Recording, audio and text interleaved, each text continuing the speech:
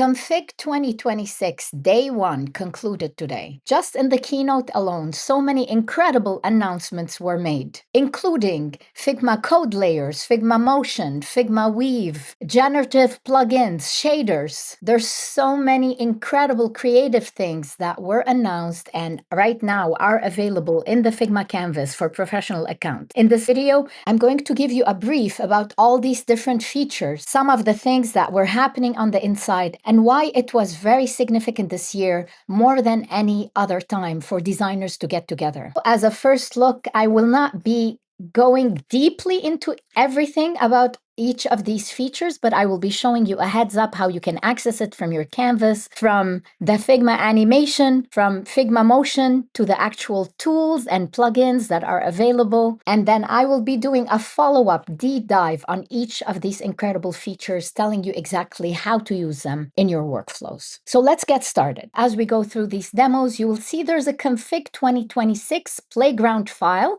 that I will be using to show you some of these features. I'm linking to you in the description to this file so you can go get it from the community. And now the first thing I wanted to talk to you about is how it felt to be inside the event. If this is not the part that interests you, feel free to skip to the next chapter, which talks about the first feature. First of all, I want to share about the event itself because it was incredible to be there in person. So many designers from all over the world were here, and just the keynote alone, how it got started, the feeling yesterday in the Config Commons, where a gathering, an informal gathering, even before the event was happening, you could feel this very positive energy and community solidarity for designers. It's like more than ever, as designers, we needed to be together in community. After 3 months of companies telling us design is dead, people were vibrant, they were excited. There is a certain unity in the air and creativity in the way designers dress or express themselves. The kindness and community is so palpable.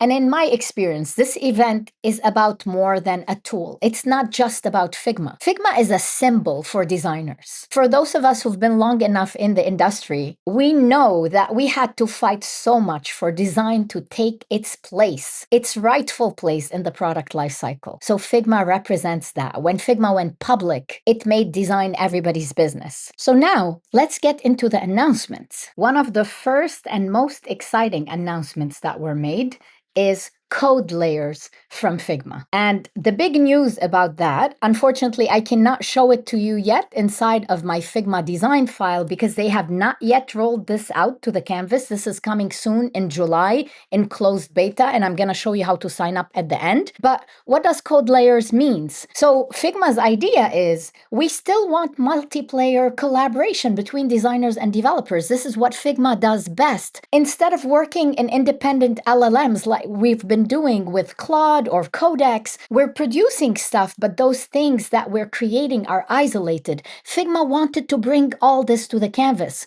So imagine you're inside your Figma design file, but you can duplicate a layer, duplicate it in code. Code is just a material. It's a material like vectors or images. You can turn any layer into interactive code with one click or a prompt. You can duplicate code layers to explore multiple directions side by side, like how you do it with a design frame. And then you can extract it back. Through the design agent, you'd be able to build the same screen with code and have it right there in your file. You can move between your materials. You can extract designs from a code layer. You can open it in the editor. There's so much more to share about this feature. I think they will be doing a deep dive tomorrow, and I'll be able to bring more details back to you. But for now, seeing the code inside the same Figma design file was incredibly exciting and inspiring because many of us already know this feels like the direction a lot of companies are going towards. The role of a design engineer is coming back. As soon as I have it, I will share more with you. But meanwhile, since this is coming in July, you can sign up to request early access. I'm including a link for you in the description so you can join the closed beta if you wanted to, and you can try it for yourself. But connecting the code and vector canvas together is very brilliant, actually, and very needed for many of us. Now, the next announcement that had me jumping for joy, not just me, you should see the whole Moscone Center with 10,000 people was buzzing with joy and excitement, was Figma Motion. Apparently, Motion, which is a company that Figma acquired some time ago, was cooking all this time. And now, if you zoom into your timeline, you all should have this if you have a professional account already. If you don't have it and you do have a professional account, make sure to go under Figma right here, click on check for updates, and this will reload your latest Figma version. And if you click on it right here, it will open this new timeline for you. And there's so many features. Like I said, I will do a deeper dive video just on motions, but basically this is bringing animations to your canvas. So literally while sitting and watching the demo in Config, I created my first animation. I just created these two shapes, looped them together. You can change your timeline here. You can create automatic keyframes or you can create manual keyframes. You can make your shapes move whichever way you want. There's also so many pre-built animations that you can use. So if I'm starting from scratch, for example, and I want to animate this rectangle, once you select it right here in the right property panel, you will see this animations tab. If you click on it, there are so many pre-built animations that you can do. Some of them more interesting than others. The moment I select and apply an animation, let me add a different color fill so that you can see what happens here, but you can apply this animation. And the best part about Figma Motion is you can use it with the Figma design agent and combine it with shaders and so many other things that are available. In the playground file, you can see all the different ways you can work on this. It's gonna take me some time to learn how to fiddle with it completely, but the possibilities that were shared are endless. And the ability to leverage your design system within the Figma Motion to combine it with shaders, be able to export it into MP4 and different other formats so you can make it live on your website or wherever you want to plug it in. And I cannot wait to see how to use it more. Next, the Figma design agent has leveled up completely.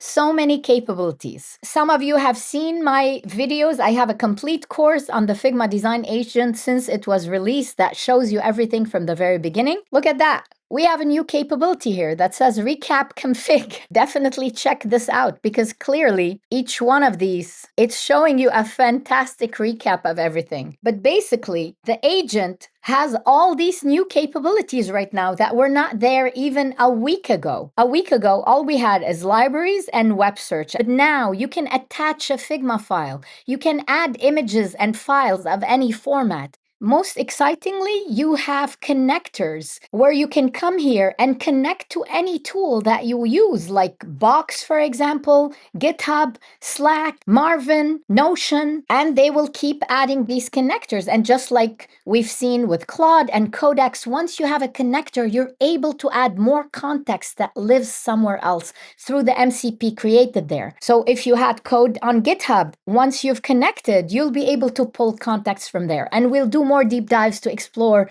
all these connectors and capabilities. But meanwhile, a super exciting ability here is the addition of skills. Once again, we used to do that only in Claude, creating skills, enhancing them, refining them. Now you don't have to do that in Claude. You can do that exactly in Figma, either by uploading a file, which is an existing skill that you have, or you can start writing it from scratch. So this is incredible. A lot of potential here. One more capability that's here, and I'm very proud of this feature because it was a special feature request that I sent to the Figma team. You have the ability to change the access for your chat. So this came when I was working with my team and we couldn't see each other's chat. So I asked the Figma team, can we make the chats shared, as in other team members can see them? Or maybe we can make that, keep them private so only one person can see them. And the Figma team already already made this accessible to everyone, which is great to see. The next thing that's super exciting to share are shaders. What are shaders? So shaders were always rendering inside Figma's canvas. It's like the glass effect, the different effects that you see. But now you can prompt the agent to build your own fill or effect. There are two types. There are shader fills and there are shader effects. Everything has parameters that you can actually create, and the agent can help you create your own shaders from scratch. And the best part is you can stack multiple shaders on top of each other, blend different combination modes. You can combine shaders with motion. You can export them to Figma Make or via MCP. There's a whole website for shaders. I am linking for that in the description as well, so you can check it out yourself and learn all the details and start creating your own shaders. Another incredible feature that was announced is generative plugins. For the longest time, plugins were such a barrier to entry, right? Not many of them could create a plugin because it's very technical to create a Figma plugin. But now you can do that within the canvas itself. You can use the Figma agent to create plugin from scratch. It could be for anything that you need or you want, like creating charts, plugin to fix contrast. You can even go to the tools section that is now added to the Figma menu. And if you click right here on the drop down create, you will see build with agents, or you can click on plugin. So you can create either a plugin or a shader effect or fill. And this playground can walk you through how to create your own plugin. But the possibilities are endless. Just to avoid all these repetitive tasks you may want to solve with a plugin, because the best news about a plugin is once you build it once, that's the only time you consume tokens. And after that, it can do repetitive tasks on your behalf without any tokens. Publishing plugins to the community will be coming soon, but right now it's not yet available. However, any design file that you share, if it has your plugin, it can be shared with the team.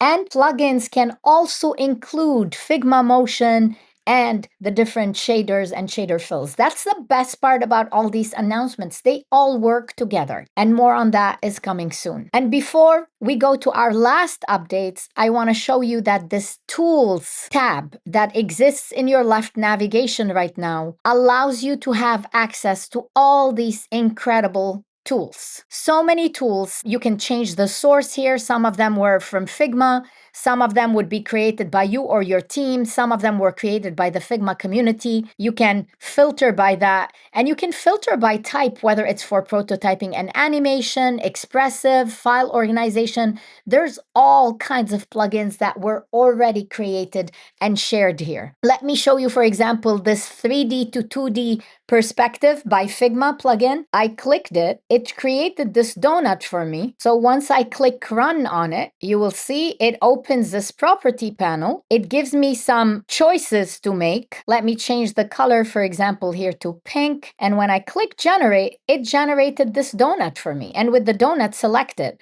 look, I have the ability to change so many things, like the perspective, the resolution, the type of stripes that it's having, the shape, whether it's a cube or a donut. And the best part is I can change its rotation right here on the canvas. So you can see it in 3D. Wow, this is super cool. And this is just one of tons of plugins that are already available. And I want to invite you to go explore all of them in the tools. And I'll show you more of them later. The last super cool update that I want to share with you today is Figma Weave tools becoming part of the Figma Canvas. If you're not familiar yet with Weave that was acquired by Figma, becoming Figma Weave, it's a place where you can connect workflows together and allow them to function within a certain logic. Weave is node-based, generative workflow canvas. Tools are now usable directly inside Figma frames. So to access the Weave tools, you can find them inside of the Tools tab. You can create polished visuals every time with the Weave tools. So if you click on Browse Weave Tools, you will see some that were created by default for you. You can publish your weaves as a template that others can remix. And this feature is rolling out gradually to different plans, professional plans,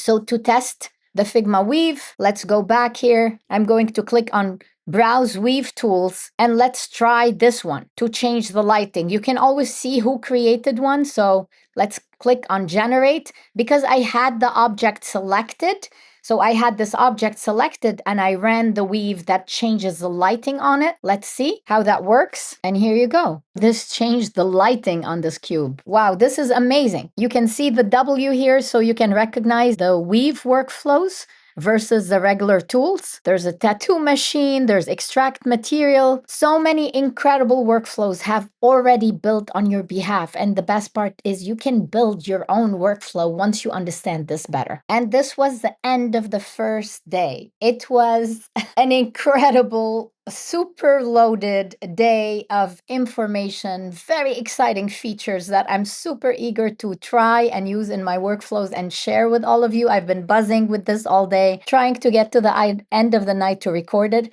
Please stay tuned. Tomorrow there's going to be more deep dives. I'm so excited to learn about code layers because I know many of you are interested in that. So much is coming, and the one I'm most excited to share with you about is the Figma Make ability to clone a repository or work with your own local code. I cannot wait to share this feature with you that I've been testing, and this is coming up soon. So if I don't tell you that often, but if you haven't subscribed, please go ahead and do that. And most importantly, click the all notifications button so that you can see the videos as soon as I release them. You can see them on your timeline. I hope this makes you feel as hopeful and as excited as I am, and I can't wait to share more with you. Thank you so much.